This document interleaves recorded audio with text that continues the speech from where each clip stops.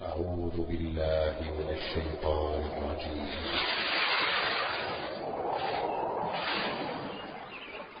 واعبدوا الله ولا تشركوا به شيئا.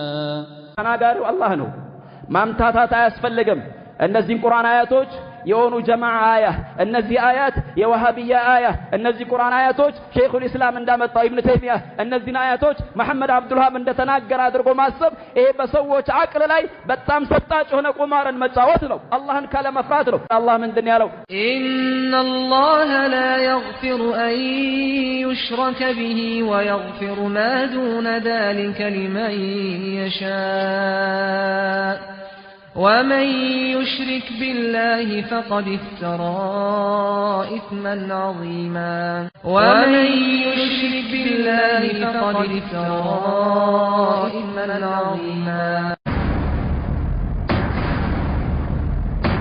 እያንዳንዱ መስጂድ ላይ ያለው ኢማም እያንዳንዱ የመስጂድ የጁማዓ ኸጢብ ዓሊም የተባልከው በአጠቃላይ የዑለማዎች መሪ ሁሉም ስለዚህ ጉዳይ ትጠየቃለህ። ምን አድርገሃል?